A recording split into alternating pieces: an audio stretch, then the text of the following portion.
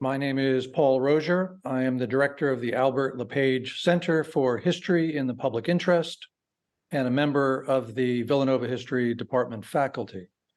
Welcome to the Lepage Center's special session on classroom censorship and curricula wars in historical perspective.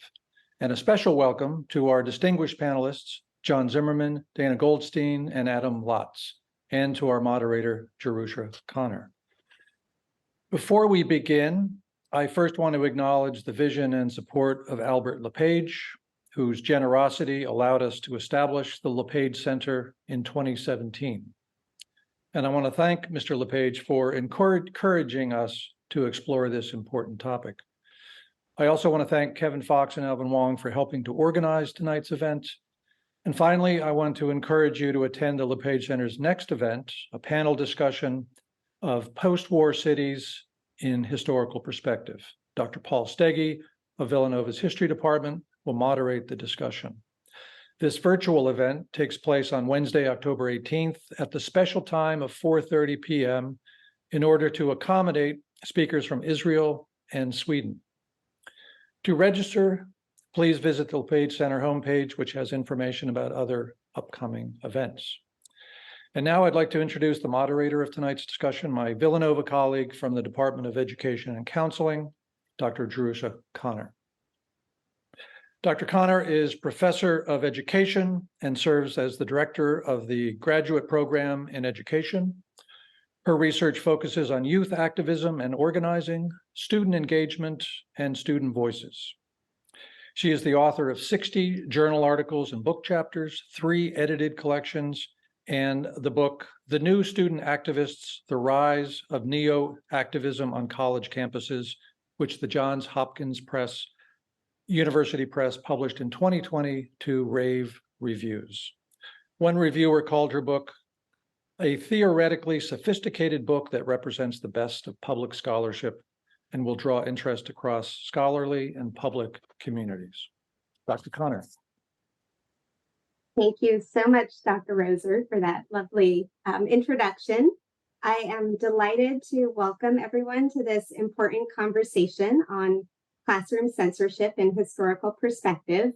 And I want to echo Paul's thanks to the Lepage Center's benefactor, Albert Lepage, for suggesting this topic tonight. And I also want to thank you and Kevin Fox for bringing together such an esteemed panel, whom I now would like to introduce.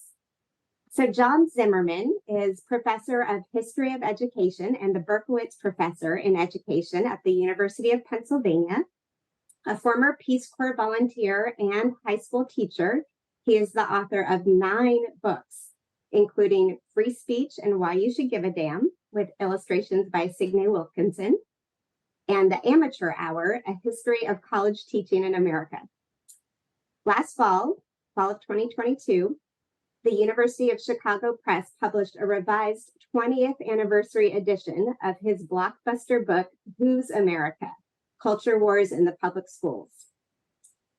John is a frequent op-ed contributor to the Washington Post, the New York Review of Books, and other popular magazines and newspapers. He's appeared on the Joe Rogan Show and dozens of other podcasts, television shows, and radio spots.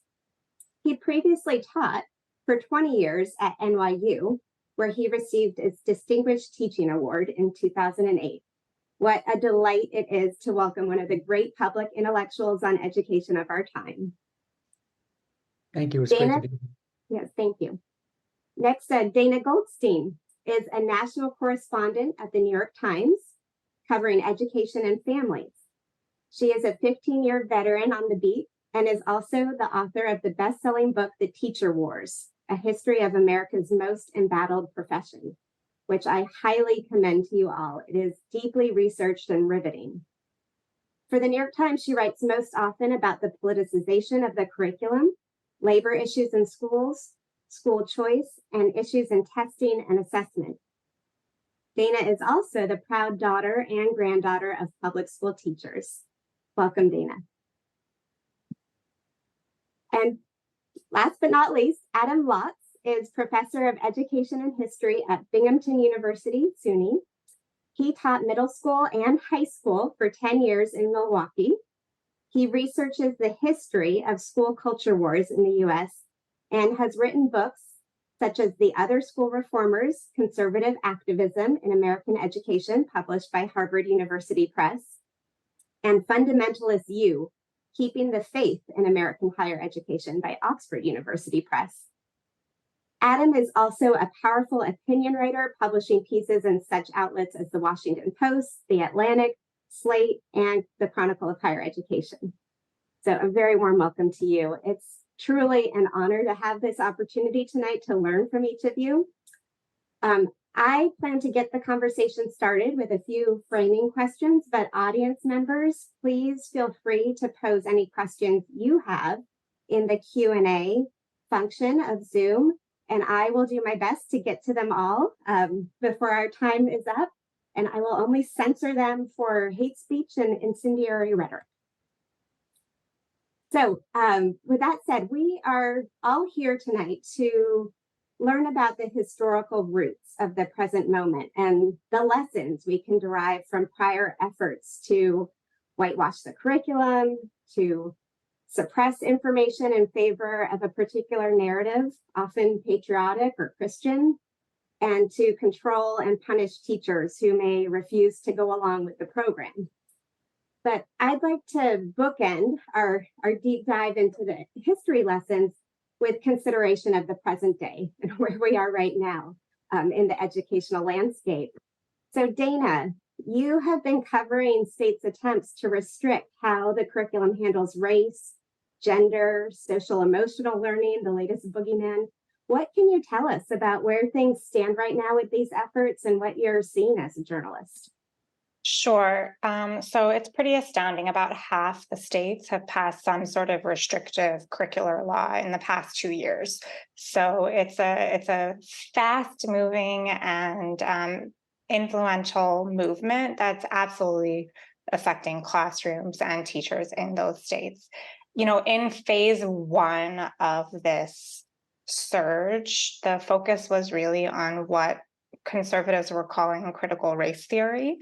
And by that, they didn't, really mean exactly how critical race theory is discussed, say, in the legal academy or by sociologists. But what they meant was really a discussion of structural racism or systemic racism, whether particularly in the present day, not so much in the past, but in the contemporary world.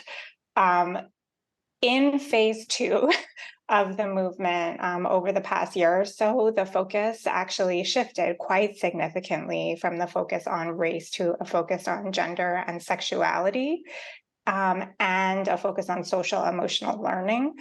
Those things may not seem really intimately connected, but they are in the ideology that has developed among policymakers and activists on the right who were active on this. When I interviewed Christopher Rufo, who has really been the intellectual driver of this movement, he mentioned, he said that, he believes that the purpose of social emotional learning in schools is to, quote, soften children so that they're ready to receive the gender ideology of the left, and also the ideology around race.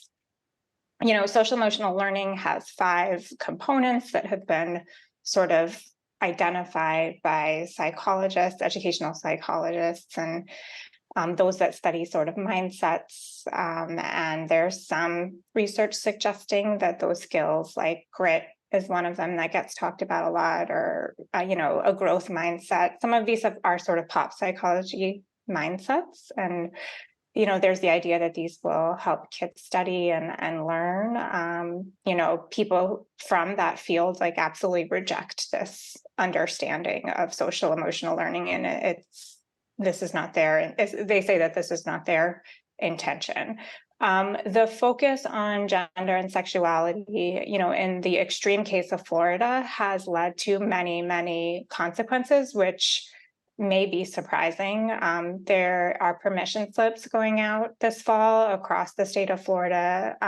For example, schools are now required by these laws to give parents a menu of all sorts of sort of psychological or social emotional services that are offered and allow parents to opt out of each individual service. So I've seen permission slips that go so far as to, ask if the student can go to the nurse's office, if their temperature can be taken, if a Band-Aid can be put on. Schools are very, very afraid of litigation because the way the laws are written, they will have to foot the bill for litigation that could be brought by parents under these laws. Again, the intention of the law is to make it impossible for schools to recognize alternate gender identities, but the impact of the law goes far, far beyond that.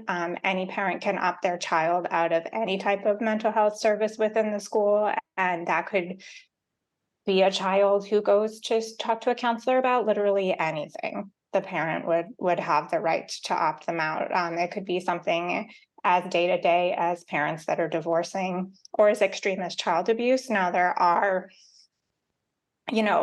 are provisions in these laws that allow schools to,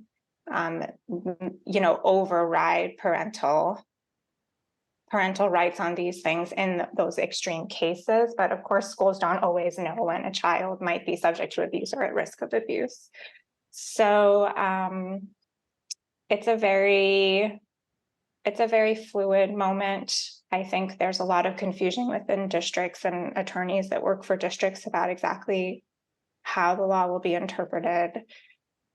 I think that in some progressive communities within these conservative states, there's not that much fear. There's not that much worry about it. But in other places, there's a very significant amount of fear. And I actually just had a mother call me from a mixed sort of purple region in Florida to tell me about taking a tour of an public elementary school, and teachers saying that they were very worried to discuss with prospective parents, the social studies curriculum, because they were just very fearful of even explaining what would be taught in social studies, because they were worried that this may jump against some of these restrictions on talking about race or gender, which are written very broadly, very vaguely, and vaguely written laws can be very broadly interpreted.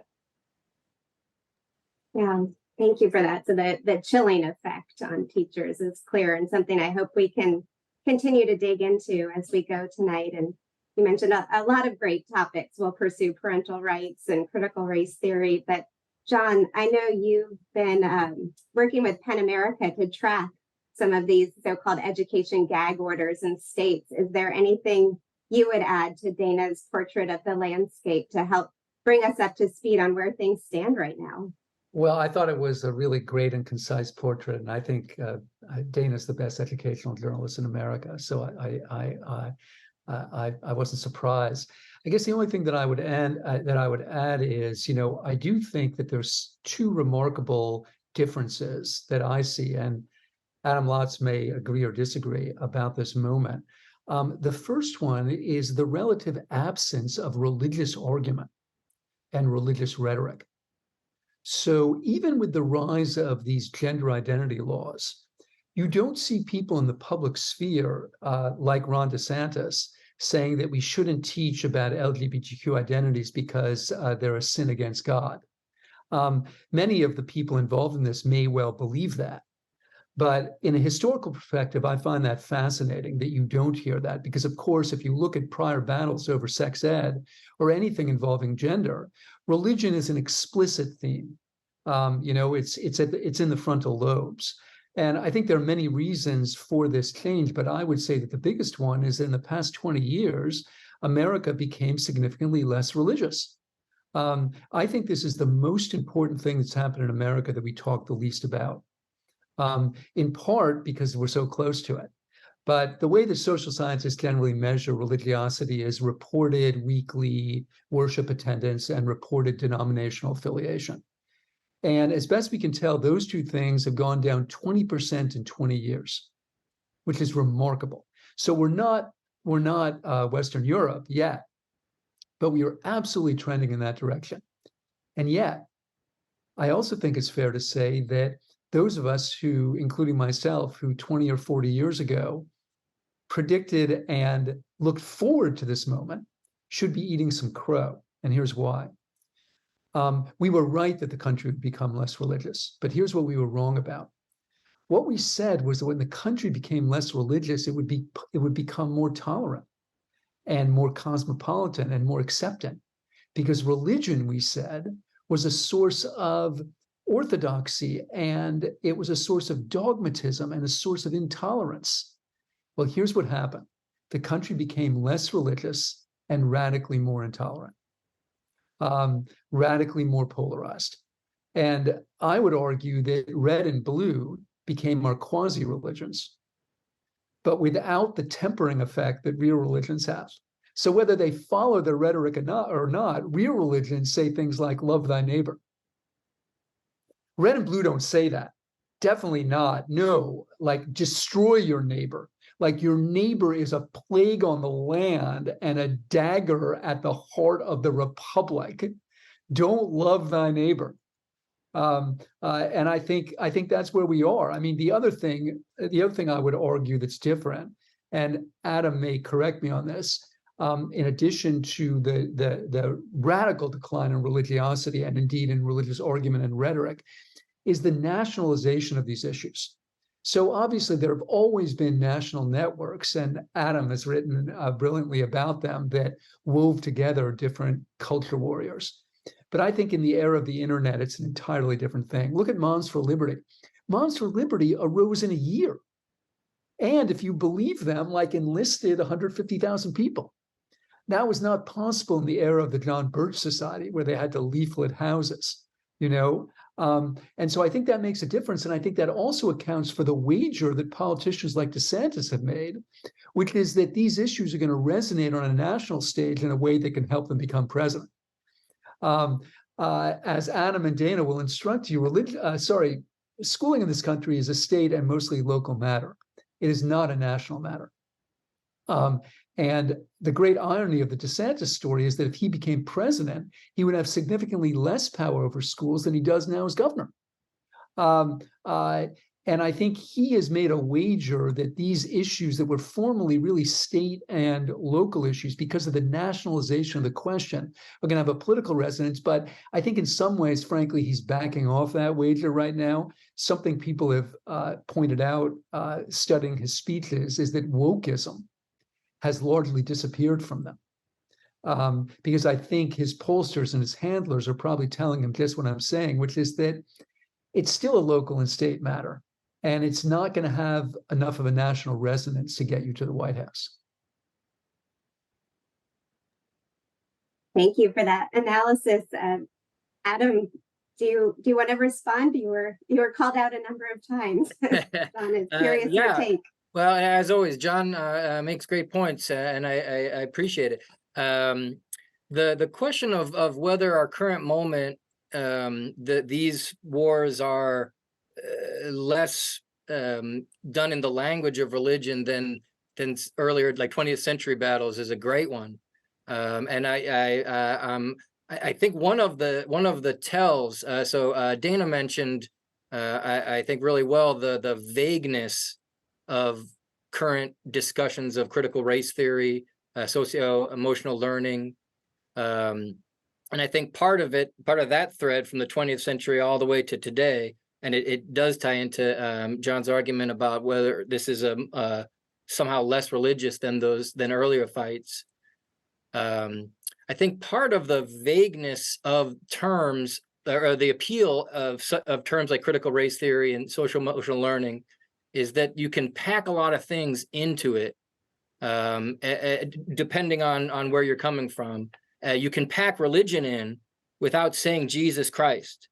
You can pack religion into these to worries about sex ed without saying any religious terms at all. You can say, I'm worried about harm. You can say things like, gender is real from birth, and you don't have to say, because God made it that way. But I think the politics, and this goes back to the 20th century as well. I'm thinking of groups like Concerned Women for America.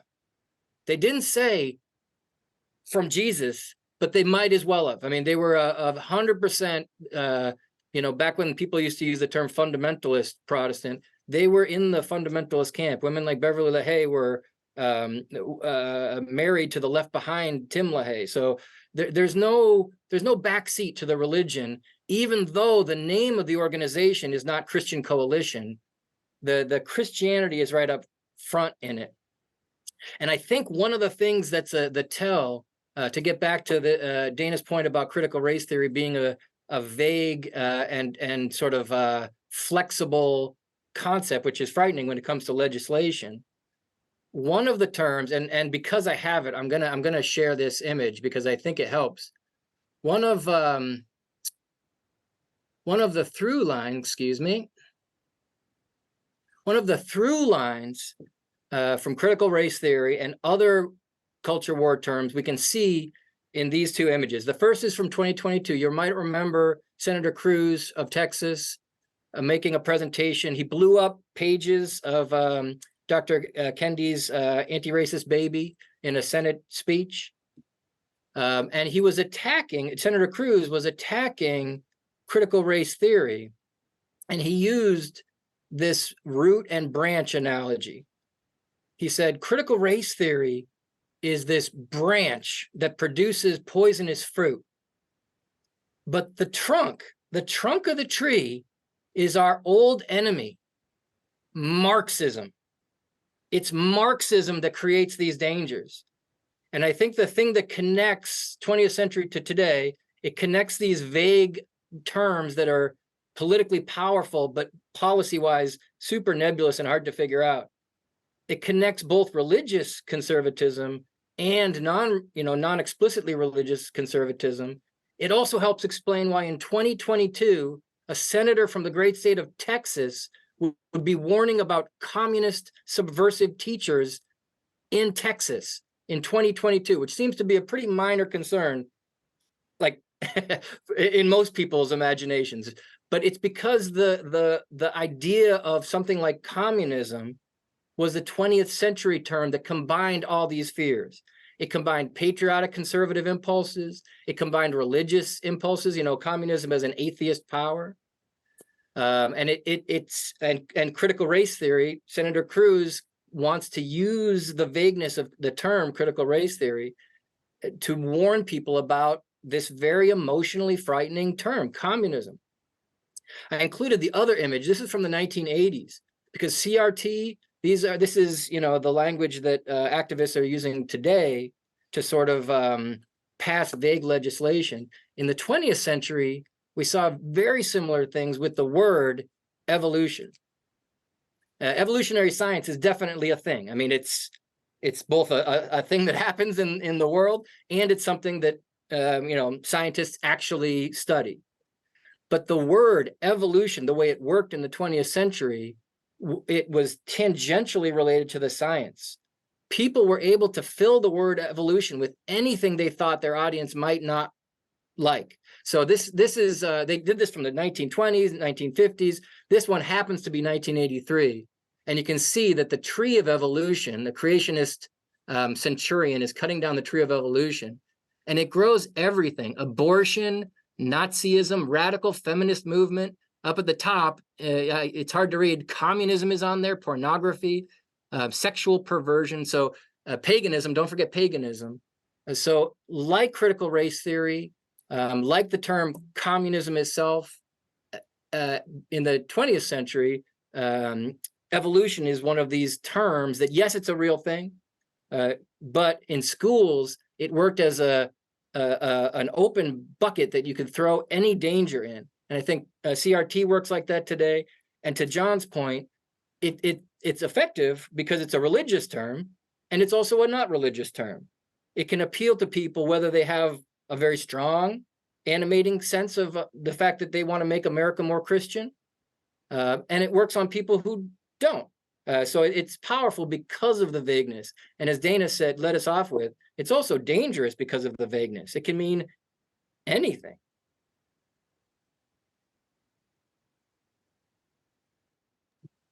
Sorry. Sorry, having technical challenges there. Yeah, Dana, please.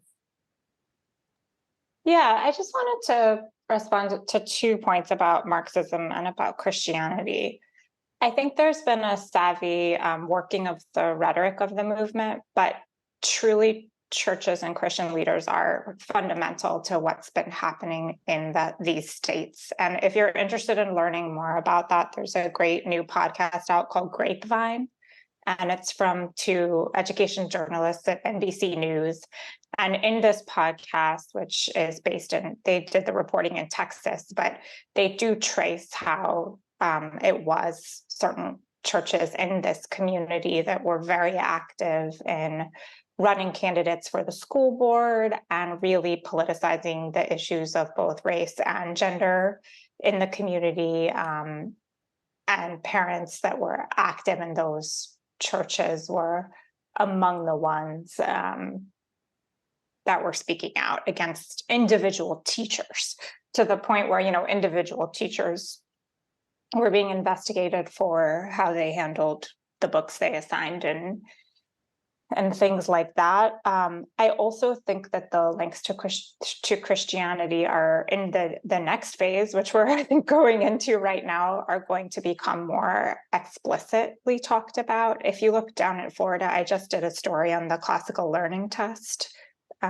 being passed through as an alternative to the SAT for the use in college admissions.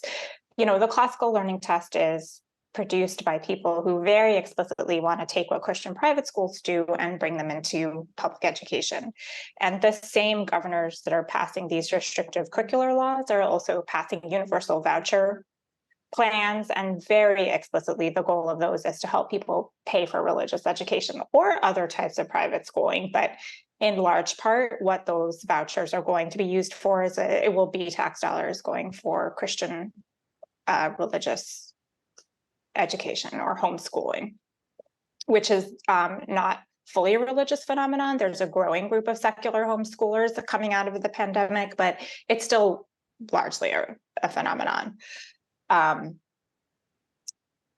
the Christian conservative community. On Marxism, I have an upcoming piece that is going to be dealing explicitly with this, but that is very much alive and discussed sense of threat in the group of policymakers and activists that are at work on new standards for learning within these conservative states.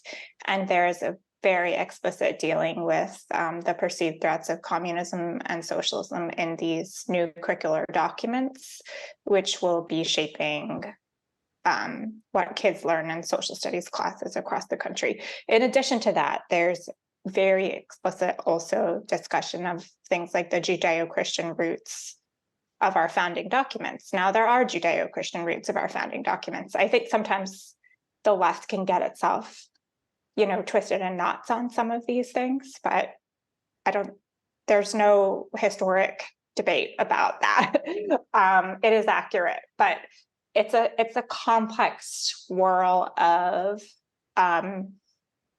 it's a complex swirl of changes to the state curriculum standards that are coming down the pike as a result of these laws. And I think some of them are not going to find a lot of really significant pushback among moderate to liberal, politically moderate or politically liberal scholars. But I think some of them, for example, like the idea that there's currently an active threat of Marxism or communism to the American way of life is frankly absurd. And so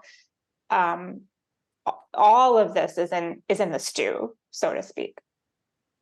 Yeah, if I could just clarify something on the religion point, I think perhaps I wasn't clear enough. We're still a very religious country, and there's a huge amount of political organizing that goes on in churches and other religious institutions.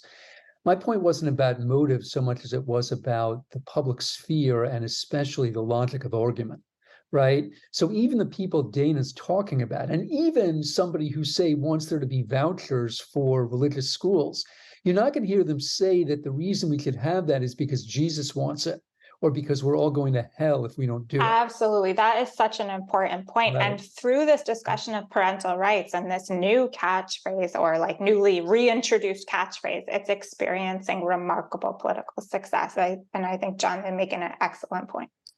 And the parent rights thing I also find fascinating, just because I guess I should show my hand here. It strikes me that there are many reasons that Glenn Youngkin is the governor of Virginia. But I think the biggest one is that Terry McAuliffe went before a microphone and said that he didn't think that the citizens should have any influence on the curriculum. That wasn't exactly the way he put it, but that was the point. It was largely an unforced error, but it's a losing proposition in the United States, because historically citizens have always had an extraordinarily direct influence on schools in ways that most other countries find bizarre. And when my students say things like, Moms for Liberty, who are they? Why should they have any influence on the schools? I always point out that when I was in elementary school, history textbooks still taught that slavery was a largely beneficent institution developed by well-meaning and Christian white people to civilize allegedly savage Africans. Now, why did that change? The reason it changed is, yes, citizen groups. The NAACP and the Urban League had textbook committees, not composed of historians, just like moms and dads or just randos. So if your thesis is that the parents should have nothing to do with the school curriculum, you're going to have a very hard time either accounting for that, or if you care to defend it, defending it. So it seems to me that at every level, a political, even ethical, the correct, in my mind, response to Moms for Liberty is not butt out, you dumb conservative Christian.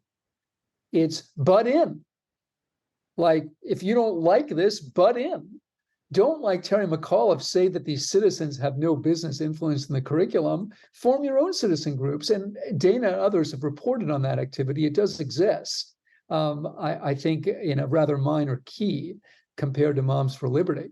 But it seems to me that restricting parental influence in the United States as a goal is always going to be a losing proposition.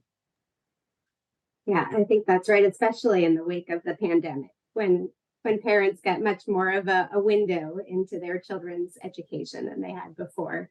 But Adam, you've written about parental rights and looked at kind of historical precedent for these groups, and you showed us a preview of some of your slides. Would you care to tell us about Daughters for American Revolution or Union League, other groups that have been engaged in similar actions to Moms for Liberty? Yeah, absolutely. Thank you. I'm 100% on Team Zimmerman. I think one of the real heartbreaks and tragedies of the long history of one group claiming parents' rights as its logo is that it tends to dilute the power of real parents' rights, which we absolutely need to have public schools. Public schools need to be open and inclusive to input from the entire community, historically at least, and I think it's the case today.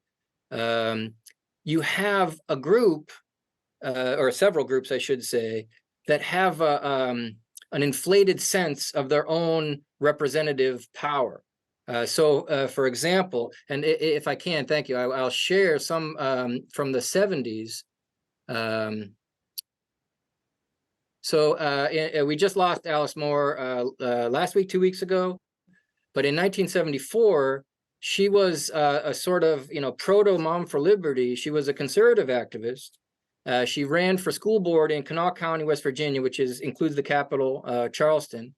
And she said she was just a mom, but she was a conservative activist. She actively went to national meetings about conservative issues. The word they used back then was multiculturalism. She was concerned that the curriculum was being watered down by multiculturalism, including Black authors, poets to write about sex, implied criticism of Christianity, that kind of thing. And you can see as she's running for the school board, parents' rights were the crux of her campaign. She didn't mean to imply every parent's right. So, for example, this is a clip of her talking with NBC. I include this clip here because I think it shows her thinking. I'm trying to get to 11 seconds. Well, we've made some progress in Kanawha County.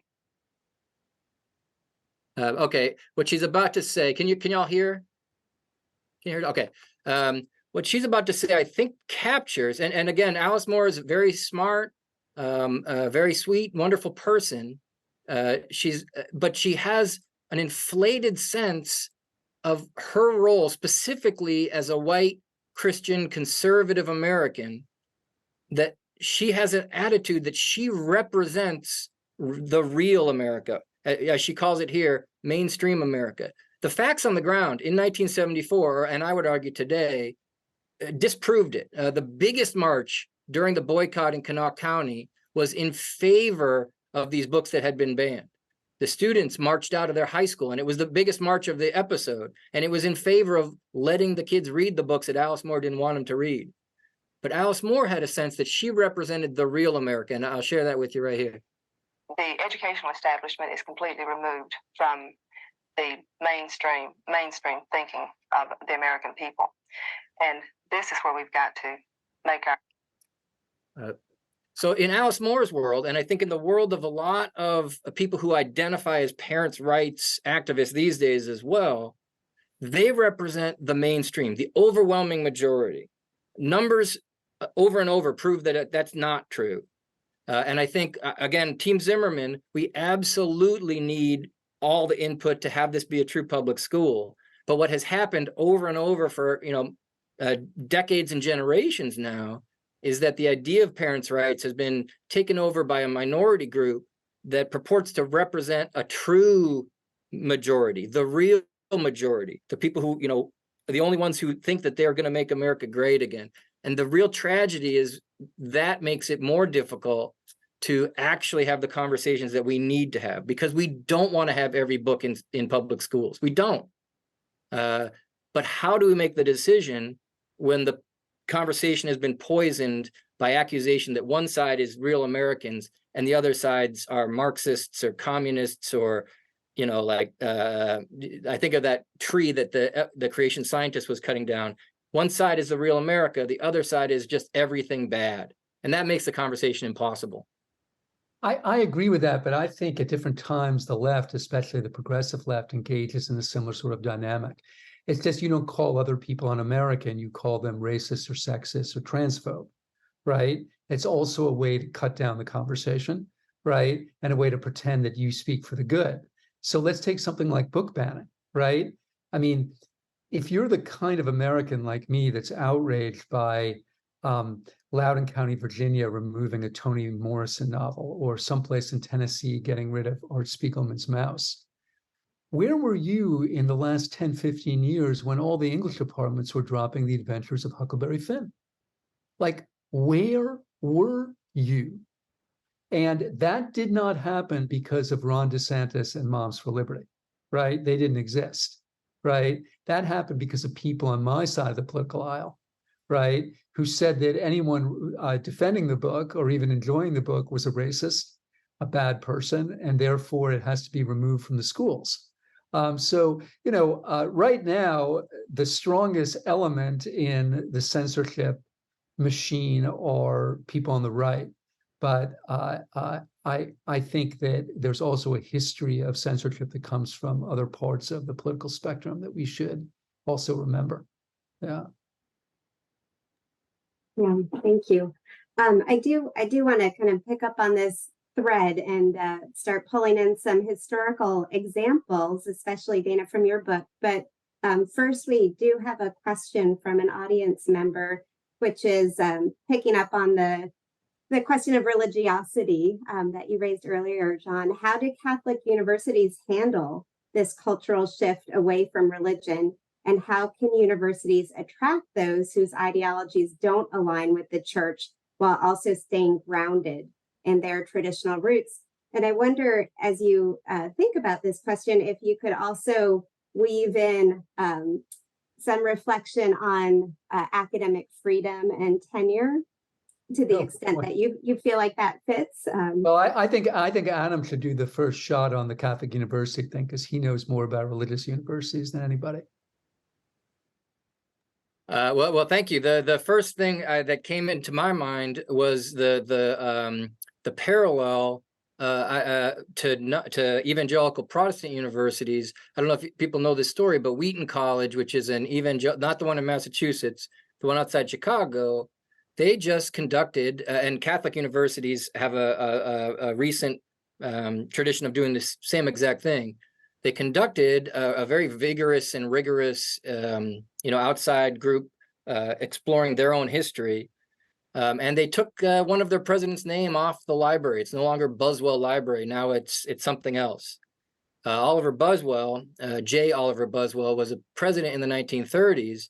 And what he is accused of, and fairly accused of, is he actually, Wheaton had been an abolitionist Protestant institution. It had been actively, not just sort of, less racist. It had been actively anti-racist in the 19th century, insisting on social dining, black and white, that kind of thing, which in the 19th century was seen as a radical abolitionist stance. In the 1930s, President Buswell imposes racial segregation and discourages African-American students. And this is why his name is off the library. The message for Catholic universities, and I think for universities in general, with a strong connection to the theme of academic freedom, is that the lesson, I think, is that universities, to thrive both as religious institutions and as surviving higher ed institutions in a very tough marketing landscape these days, they need to really be true to their own tradition. The reason President Buswell segregated his campus in 1930s is not because he was racist. It's because he wanted academic credibility. And when he surveyed the Princetons, the Harvards, the Yales, the Penns, what he saw were racially segregated campuses. And he wanted his university to be seen as a top-level academic institution. So he ignored his tradition, his religious tradition, which was abolitionist and anti-racist, and he imposed segregation to really try to be the Harvard of the evangelical world, the actual Harvard, which was racist and segregatory at the time, at least in Buswell. So if you're a Catholic university, I think the message is clear. What are the best parts of your tradition? Not chasing what this chimerical idea of elite institution higher ed, which you may or may not achieve, but you'll never survive if you go chasing after everyone. Academic freedom is tightly connected, because it is very difficult to be distinctive as a higher ed institution without valuing both tenure protections and academic freedom. And yet that is what institutions like Wheaton did, is that they degraded the value of academic freedom and tenure. Wheaton still, and not just Wheaton, but other religious schools also, from a secular perspective, have a bad record of respecting the academic freedom of their faculty. From their perspective, they're doing what they promise, which is making an environment that is true to their religious tradition and their religious doctrine. So I think it's a tough one to say that you're going to walk this line of having whatever counts as elite academic status without abandoning your religious mission, while also respecting the traditions of things like academic freedom, except if they go against rule number 1 or rule number 2. So this is why when they try to make me president, I say thank you, no thank you. I'm just kidding. No one has ever asked me to be president of anything. I'm just... Well, they should. We know you'd excel in it.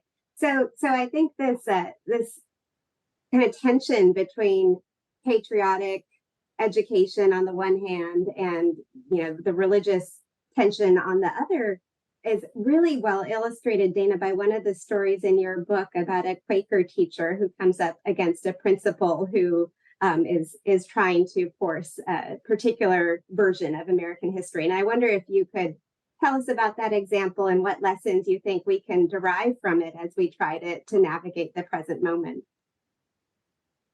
Sure. I write my book about Mary McDowell, and she was a victim of the first wave of Red Scares against teachers. And she was a Quaker teacher who sort of was willing to do patriotic education up to a point when it was mandated by the New York City public schools during the World War I era. But she stopped short of wanting to teach lessons that declared the United States superior to other nations. And interestingly enough, that particular idea that the US is superior is one that is coming up again in state standards written by Republican administrations over the past 2 years. And yeah, she was put out of a job for that. And, you know, in my book, I do, you know, trace the history of tens of thousands of teachers. We don't know the exact number, but I estimated tens of thousands that did lose their jobs during the first and the second Red Scare. So, you know, the first Red Scare around the World War I era, and then of course the McCarthy era in the 50s. You know, quite a number of these teachers did have radical politics, were pacifists or actual communists. You know, some of their political opinions were, you know, not the best, to be to be frank, but it was a coordinated attack purely on teachers with left political ideologies, and at that time, not those who may have had extreme views on the right. So we do see these flares through history, and of course, there's nothing new under the sun. And these types of incidents were part of, you know, what inspired collective bargaining for teachers and the push for collective bargaining right and due process rights. Is an important part of the story of the history of the teaching profession. Yeah, thank you. Adam, you too write about efforts in the past to suppress information, especially around the African slave trade, to teach a very whitewashed history of America. And one of the things that struck me that you wrote about was the impact on student learning. And I wonder if you could tell us what we learned about the efforts impact on student learning in the past, and what that might bode for today's efforts. Yeah, thank you. Absolutely. It's the thing that makes me the most optimistic. You know, as Dana says, being a teacher has been, you know, holding a lightning rod in all of Americans' culture war storms. It's been the centerpiece of a lot of attacks, some of them vicious. And as Dana writes about, one teacher committed suicide in 1950 in New York City, partly due to the relentless sort of attacks on her character. So it's easy to get very depressed and even cynical, but the thing that gives me hope, and tying into John's call to actually bring all the people together, bring the parents on the left, bring the parents on the right, bring the much more majority of parents who mostly care about football, like bring them all into these conversations. The thing that makes me optimistic is that over and over, these attacks harm like learning quality. And if one thing can unite parents in different political, cultural parts of the spectrum, we all want our kids to have great schools. We don't agree about like exactly the details, but you're not going to win a political race if you say you're against great schools. So, for example, in the 30s, back to Dana's point about attacking communist teachers, in the 30s, a very ambitious congressman from Texas, Thomas Blanton, he snuck in a wild law into what he called the Little Red Rider, into a funding bill. This law in 1935 made it illegal for DC teachers, Congress controlled DC public schools at the time, made it illegal for DC teachers to talk about communism, like to teach about it.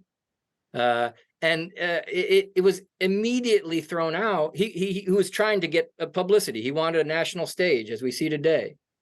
It got thrown out because the teacher said, hey, look, whatever our politics, we can't teach without teaching this. without, talking about communism. Nothing makes sense in the 20th century if you don't let kids know about communism. I think we're seeing a similar moment now where teachers and parents can agree on the difficulties of a high quality education. How can you teach about American history without teaching some of the difficult racial stuff? You really can't. And we see it in the numbers. So you always hear these laments about Americans don't know history, American students don't. And it's not just that we don't know history, we specifically don't know the stuff that's the most controversial because of all these attacks, and teachers are nervous to teach the things that are controversial. So I do have right here some of the stats. So one recent survey, 8% of high school graduating seniors, 8%. Could identify slavery as the cause of the Civil War. And then even when, one scholar looked in the past, she compared what high achieving students could answer correctly.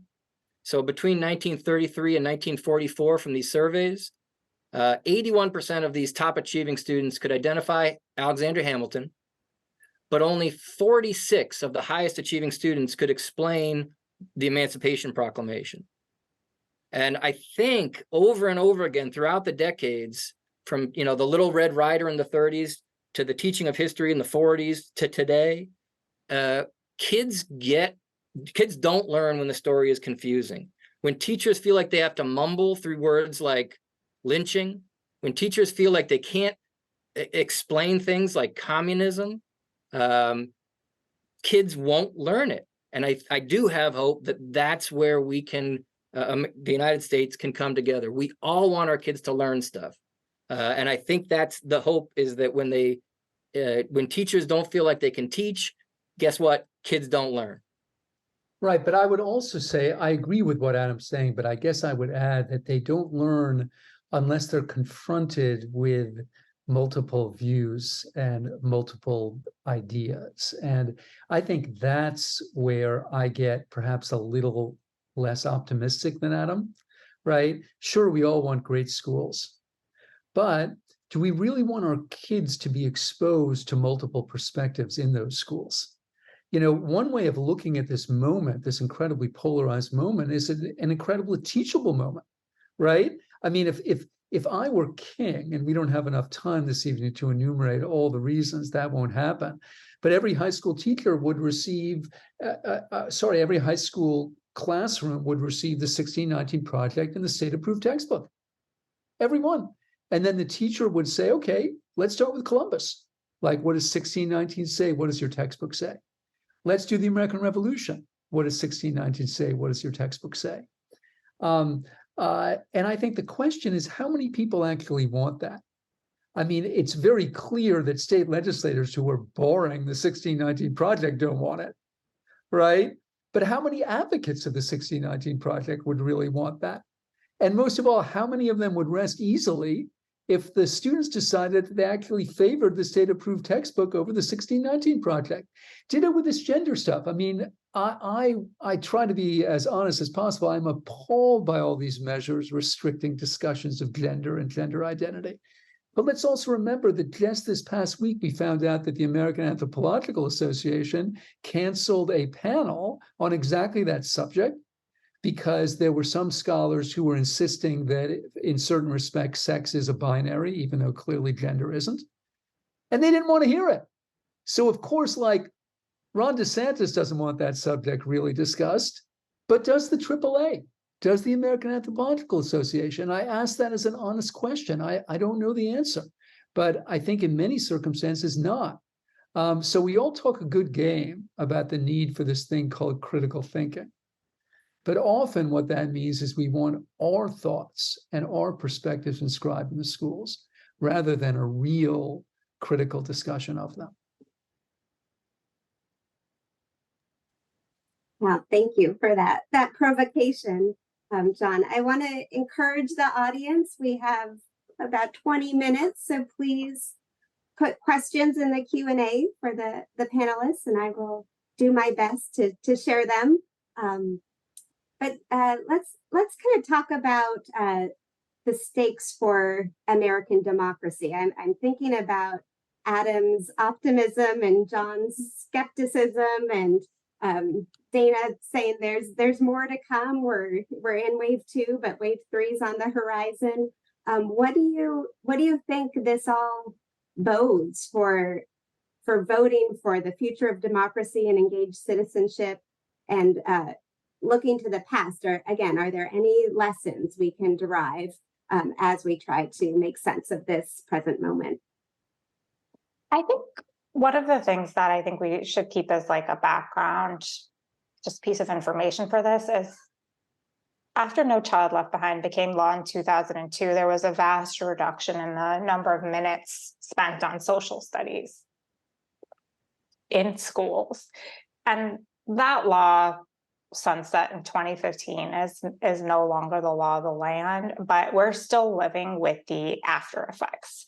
So basically, if you take a broad view of the last 20 some odd years of American education when it comes to social studies content, you had about 2 decades of a vast reduction in the importance of the subject matter, followed by a massive politicization of it. And I think there's a really significant risk there just for students' ability to acquire basic knowledge about history and civics, in that if it's perceived by educators as extremely politicized, and we know that it's one of the subject matter actually that's least likely to be standardized test. In other words, there's not a lot of accountability measures built into it, into the school system. There's an issue of just a reduction in the amount of time spent on it. And, I will tell you that my daughter's elementary school just recently sent home a sample schedules. And in the last final 20 minutes of the day, each of the 5 days a week, it's either social studies or science or outdoor play. And, I'll frankly say— which one the students prefer. Yeah. I'll frankly say I was horrified for a number of reasons. I mean, obviously, I'm a journalist and a popular historian. I care very much about social studies. So that's one reason. But secondly, I also want her to have science and outdoor play. And anything that's the last 20 minutes of the day, if you have little kids or no little kids, it's like the least valuable time. And it's troubling to imagine just like a continued slide away from handling the material if the material is deeply politicized. I mean, I think if you look at Florida, for example, we could celebrate Florida because it actually requires a year of civics. And it requires that the content be addressed both in middle school and again in high school. And that's actually considered a best practice. Florida has more detailed elementary school social studies standards than New York does. New York essentially doesn't require the teaching of history in elementary school. I've recently been reviewing the state standards of South Dakota under Governor Noem, Kristi Noem, who is one of the ambitious young governors in the Republican field. And these were written by a professor emeritus at Hillsdale College. So they're certainly very, very conservative in their outlook in many ways, but they're also far more rigorous than almost anything I've looked at from other states. And they really spiral the content very nicely. In other words, you encounter Thomas Jefferson in elementary school and again in junior high school, you learn more each time. And the same is true of Frederick Douglass, by the way. The same is true of Susan B. Anthony. So I think we have this idea they don't want us to learn about women or people of color and all that. And that's a vast oversimplification. Is not true. I think any huge polarization around how we teach the nation's history is lamentable. I'm a reporter, so I'm not going to, I don't know if I can make a prediction or want to, but there is, of course, opportunity for a common ground. But I think that unfortunately we're far from it at the moment. God, I mean, we've never been farther, unfortunately. I mean, I think Dana's making a really good point, The debate now is not whether to teach about all these different groups. No credible curriculum designer in South Dakota says we shouldn't learn about women's suffrage or we shouldn't learn about slavery. There is, though, a debate about what it means, right? And what happens to the big story when we start thinking about these other stories. I think that's really what the debate is. And I'm the sort of Democrat that thinks Republicans are correct about a few things. So, for example, I think when Republicans say that something like the 1619 Project represents a fundamental challenge to the way that lots and lots of Americans have learned their history, I think that's true. I mean, I think they're right. I just think it is or could be a very healthy challenge if we stepped into it. So the issue isn't whether we should teach about these subjects. The issue is what should they do to the overall way we think about the meaning of the United States and even the purpose and the future of the United States. That's where the debate is. And the question to me is, do we really want to have that debate in our schools, right? I want to have that debate in our schools, but who am I, right? I mean, and I've spent my career making the case for it, and I have failed. We're about as far from that as you can imagine, because each team is appalled by the idea that the other team's point of view could even exist, let alone, enter the classroom. And we just don't have the will to talk to each other. The schools, of course, are the place that we're supposed to learn how to talk to each other, but we don't. In part because we don't have the will to change that. Again, if I were king, every noon on Wednesday would be the America Hour. And if, like Dana Goldstein's kids, you go to school in Brooklyn or in Lower Manhattan, your school is paired with a school in Northern Alabama, like the reddest part of America. And for an hour, you just talk, led by the teachers, right? So this week we're doing gun control. Next week we're doing reproductive rights. You just talk. We could do that. It's not rocket science, right? But we don't. Well, why not? I think because we don't have the political will to do it. I don't think people in Lower Manhattan want to do that, and I don't think people in Northern Alabama want to do that. And that's on the point about encouraging students to debate. I mean, one of the things that's going on among conservative curriculum activists right now is they're very concerned about what they call action civics. Yes.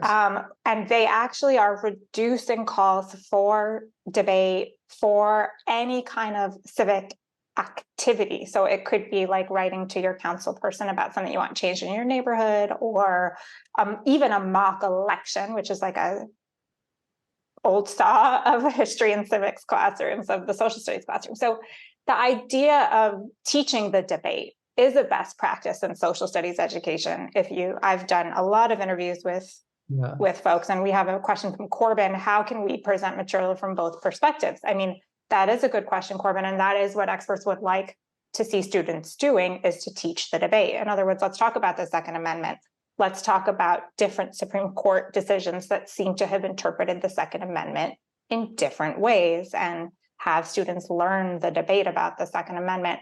That's not generally what is done, even though there's lots of materials out there from groups like, say, the National Constitution Center, which I'd recommend to you all if you are teachers and you're working on some of these fraught subjects that are, try to be very nonpartisan or bipartisan, however you want to say it, and lean into exposing students to a broad array of perspectives on these subjects. But it's hard to do that if there's been actual standards or laws passed that tell teachers that they may not discuss contemporary political issues. And that language is actually in some of these new regulatory documents.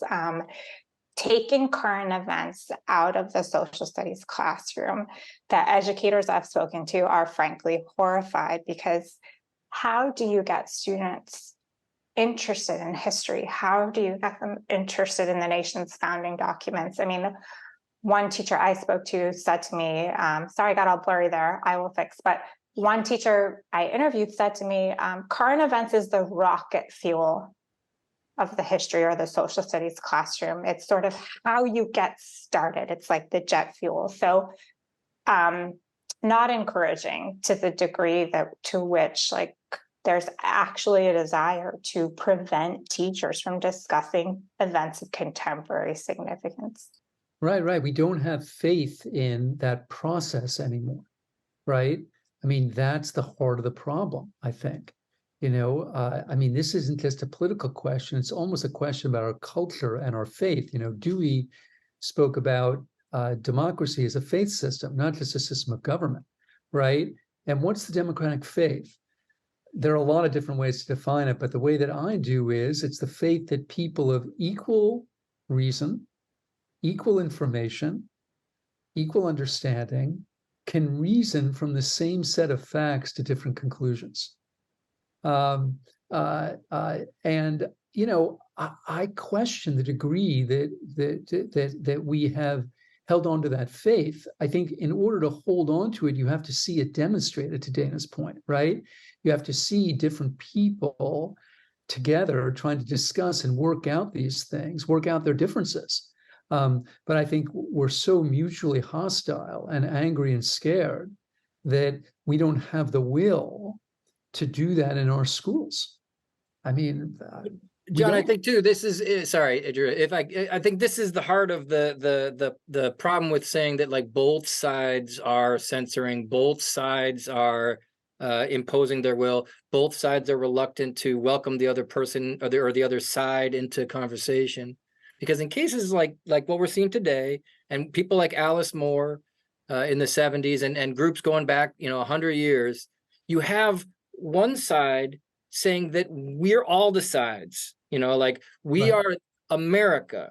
And so Right. you don't have, the Stop Woke Act, I think, is different than the Stop Exposing Kids to Racist Language from 19th Century Novels Act. I think they're profoundly different impulses about our schools.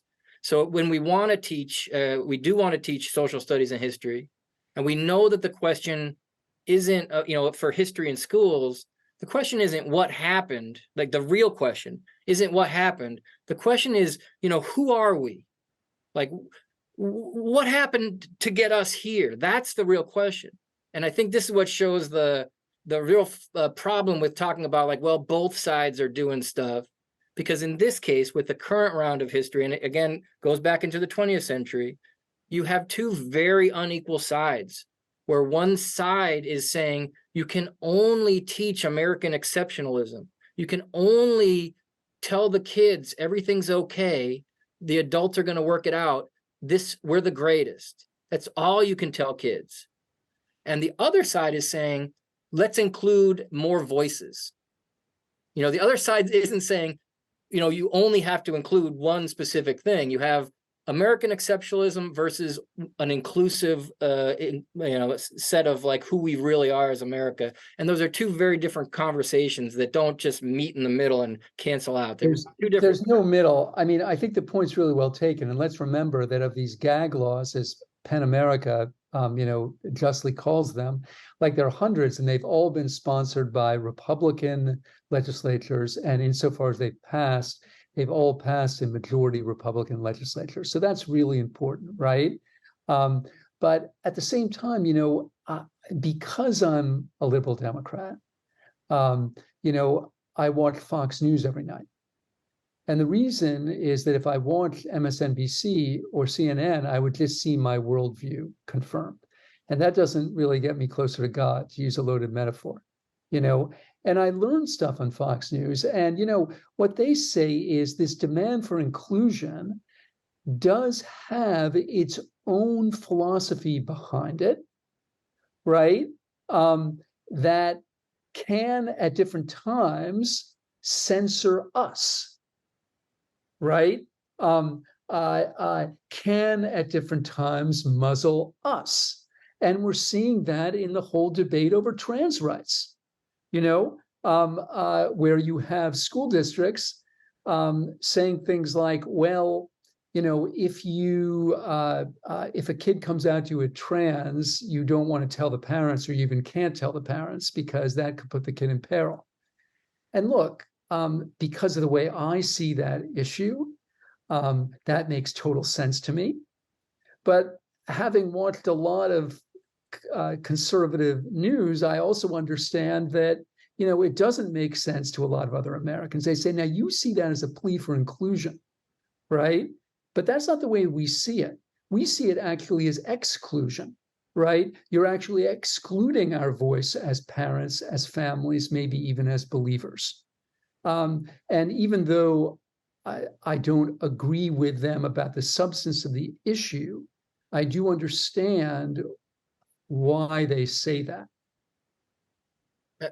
Sorry, Danny. I think it can be helpful if you never have to look at some public polling on some of these issues. And I would recommend the poll done by University of Southern California, Rossier School of Education. Yeah. Americans actually parents like the idea of a somewhat patriotic history or civics curriculum, and love of country is something that people do hope that their children learn in school. But some of the other things that are extremely popular with parents are teaching Black history and women's history. I think they're number 2 or number 3 on parents' most popular things, upwards of 85-90% of parents, regardless of political identity as Republicans or Democrats or independents, are very enthused about that. I will say that the move to sort of decenter the critical race theory conversation on the right and turn towards the gender and sexuality issues is reflected in the polling in terms of that has been a savvy shift, because parents are quite divided on the issue of how schools should deal with gender and sexuality. And as a journalist reporting in Florida, I recently returned from a trip to Central Florida, the Orlando area. And I will say, I had several self-described Democratic parents in Central Florida tell me it was the one thing they agreed with Ron DeSantis on. They felt that they would want to know if their child was questioning their gender identity. So I think it's helpful to grapple with what do people truly think about these subjects, and keep it in mind as we consider how the public is reacting to these different laws that are being passed. And I think there's no question that there's a censorious impulse on the left. But one thing that I wrote a story last year where I talked about how publishing companies that create textbooks and curricular materials are caught in the fray with this, because they would like their materials to be purchased by Florida and Texas, 2 of I think the second and third biggest states or something like that. They're very big states, right? So they would really like their materials to be bought by districts in these states. Otherwise, they don't have much of a business model.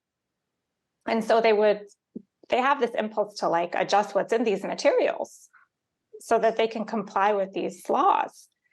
And they're very pressured by the people who write these materials, who generally come out of liberal academic institutions and, want to say something like, for example, don't divide your class into boys groups and girls groups when you do this activity that requires the class to be divided into 2 groups to do the activity, which is an actual line that an actual publisher pulled out of a teacher's manual in order to comply with Florida's law, which requires the recognition of sex as binary and matching the genitalia present at birth, which is the actual language of the law. Mm-hmm. So, I got into trouble because I wrote in my piece that there was countervailing pressures on publishers, and a number of our New York Times readers really did not like that language that I used. But that was a fact. I mean, well, I'll tell you, I didn't think too much about that language when I wrote it, but I did see the critique, and this is being a reporter, you just get a lot of critique constantly, and you have to stay open-minded to it. And so I did understand that people were saying, like Adam was saying, well, it's not countervailing because one side has the power of law and regulation, and the other side are a bunch of people who are professors or educators and writers, essentially. And they're not elected to anything. They don't pass laws. These are not countervailing pressures. These are totally unequal influences. So I think, I'm not sure where I come down on that, and my opinion doesn't matter, but I will say that this is like a very hot topic, is like, how do we think about this? Yes, there's censorious impulses on both sides, but that doesn't mean that the power wielded in the real world is the same, right? Right. No, it never is, right? I mean, it never is. All societies are unequal. Every one we've been able to study. And in every society, some people have more power, louder voices, more influence than others, right? I think that's not the issue. I think the question is, you know, can we debate something like, you know, the question of informing parents about a trans kid? Like, I would want to debate that in schools. Morgan Polikoff and the people at USC have showed that Americans are divided on that question, right? That's not an opinion, that's a fact. We're divided on it. So again, if I were king, we would acknowledge that in our high school classrooms and we would talk about it. Well, let's dig into that a little bit, Jonathan, because I know John, there are a number of teachers in the audience tonight, and there are some great questions about how do you do this in the classroom. So Corbin's question, how do you present material from both political perspectives while not emphasizing a specific belief as a teacher? Is that possible to stay apolitical as the teacher? And an anonymous question about room for conservative viewpoints in the classroom for students to have a voice. Is that just in higher ed or across all grades? So let's try to draw, if we can, a few suggestions for the teachers in the room who are in a state, mind you, presumably, where there is not a ban against divisive concepts, so-called, in the classroom. How can they do this, Adam? Well, the evidence, the folks who study science education, we're not talking about science education much tonight, but they've done a lot more than, history folks and social studies folks and other school folks in general to look at questions like this. How can we teach students who come from families that don't want to learn a certain idea? How can we teach them about that idea for the children's benefit? And again, there's cause for optimism, because it's, teachers shouldn't be asking the likes of us. We should be asking teachers, because teachers do this every day. Teachers, when they, their daily practice is about building positive learning relationships with, however many, 119 young people at once, every day. It's a very difficult skill, and it's something that every teacher in every subject works on. Like, I'm going to be not your friend, I'm going to be your teacher, which is I'm not your mom, not your dad, I'm your teacher, which is more than that and different from all that. When a family believes that the teacher cares about their child, the science ed folks have studied this, that family is far more likely to accept ideas like evolution. So I think the same applies across the board in every topic. And it's, again, I'm optimistic because this is what teachers do as their daily practice. They build those positive relationships. They build them on trust. And when you have that trust, and when students know that you care about them as a person and not just as a test score or some other thing, they are more likely to listen to your ideas as someone who cares about them, even if they know that your personal political philosophy as a teacher is different than theirs. They're still more willing to learn from you if you've done what teachers are already doing, which is built a positive relationship of trust and learning with that student. So I think the same thing applies to us. Teachers already do this. I agree. And I think we should celebrate the ones that do it and do it well. I don't think that there's enough of that. But at the same time, and Adam may disagree with me, I would say the evolution creation thing is somewhat of an easier lift insofar as there's there isn't a huge controversy among the most informed people about whether we share DNA with other creatures, right? There is a debate among informed people about gun ownership, and there is a debate among informed people about reproductive rights. And so what do you do about that? And to the point of the question, what do you do about the fact that you have strong opinions about that, which you probably do? And the best source on this, I think, is Alexander Meiklejohn, who was a philosopher in the early 20th century and really one of the fathers of civil liberties in this country, and got kicked out of a lot of universities because of his opinions. And Meiklejohn actually thought that teachers should be enjoined to share their views. His famous aphorism was, "Slaves can't teach freedom." He says, like, dude, you're a political creature, just like everybody. It's absurd for you to have to pretend that you're like up on Mount Olympus above all this fray. You're not. You're absolutely a part of it, and you shouldn't disguise that. But in the same breath, you have to make clear that nobody in the room is enjoined to agree with you. Mm. And that's really hard, right? Because you are the adult in the room. You're not a friend or a parent, but you're the adult. You're often evaluating these people.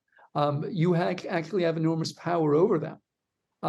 So I don't go as far as Meiklejohn and say that teachers should like really have to say what they think about the contested issue. But I do think that as a matter of their professional discretion, they should be allowed to, right? With the caveat always that nobody has to agree with them.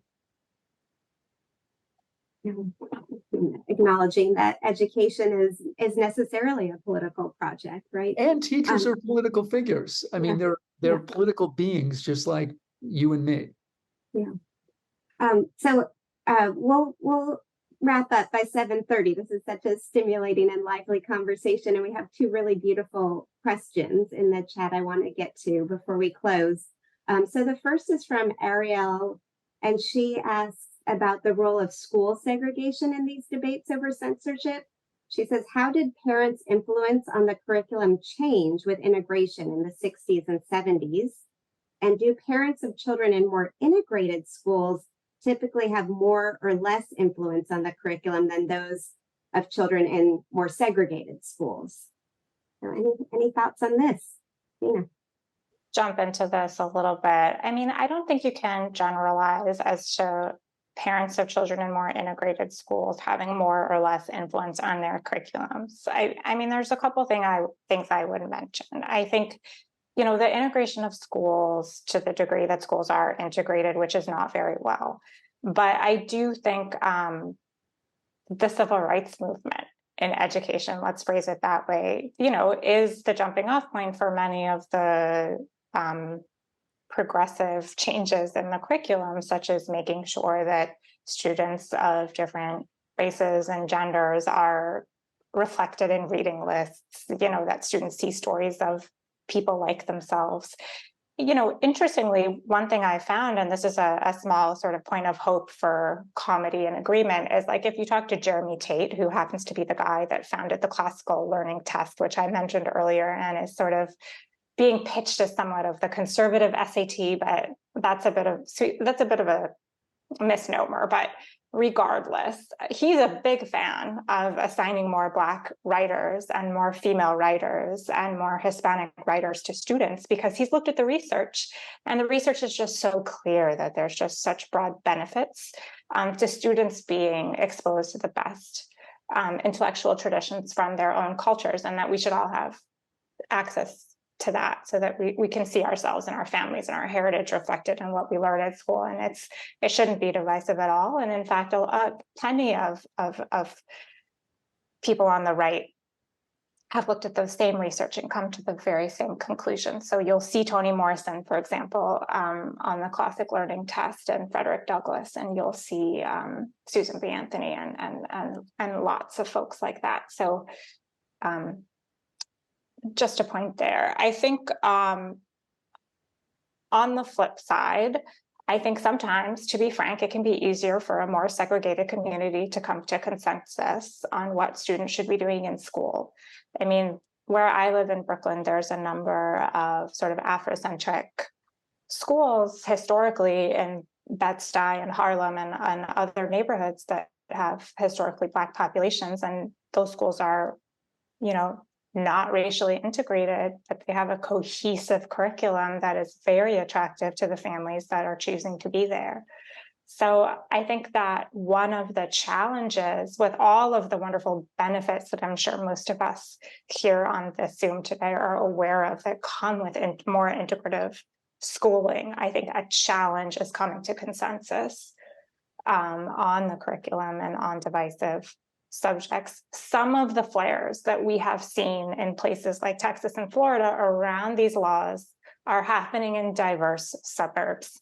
And diverse suburbs are sort of like the ground zero of everything going on in this country right now, because a lot of suburbs are now more diverse than urban neighborhoods. And they are diversifying rapidly right now. So we have large influxes of Black, Hispanic, and Asian families into these growing and booming suburbs of cities like Dallas, Houston, Austin, Orlando. So these are the places that are going to be like at the forefront of these debates.